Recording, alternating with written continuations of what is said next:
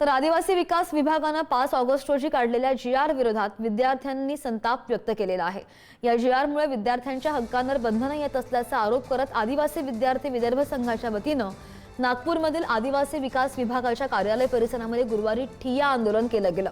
वसतिगृह प्रवेशासाठी 26 वर्षांची वयोमर्यादा, स्थानिक विद्यार्थ्यांना 70% आरक्षण, संघटना आणि आंदोलनात सहभागी होण्यावरील निर्बंध तसेच समान स्तरावरील दुसरी पदवी घेणाऱ्या विद्यार्थ्यांवरील बंधनांवर विद्यार्थ्यांचा आक्षेप आहे।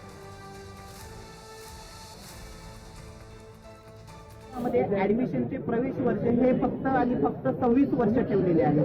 आदिवासी विकास विभागाअंतर्गत जे वसतिगृह चालतात तिचे वय वर्ष 26 आहे आणि समाज कल्याणच्या वसतिगृहाला कुठलंही असं वयाचं बंधन नाही आहे। आम्ही या ठिकाणी आमच्या विभागाचे जे सचिव वाघमारे सर यांच्यासोबत VC-वर चर्चा केली असता त्यांनी उर्वाउर्वीची उत्तरं दिलेली आहे। त्यानंतर प्रशासनाने सुद्धा आमची या ठिकाणी दखल घेतलेली नाही आहे। या GR मध्ये नुसती वयाची अट नाही आहे, तर जे शैक्षणिक खर्च विद्यार्थ्यांना दिला जातो हा शैक्षणिक खर्च सुद्धा कमी करण्यात आलेला आहे। जोपर्यंत हा GR रद्द होणार नाही तोपर्यंत आमचे आंदोलन हे असेच चालू राहणार आहे।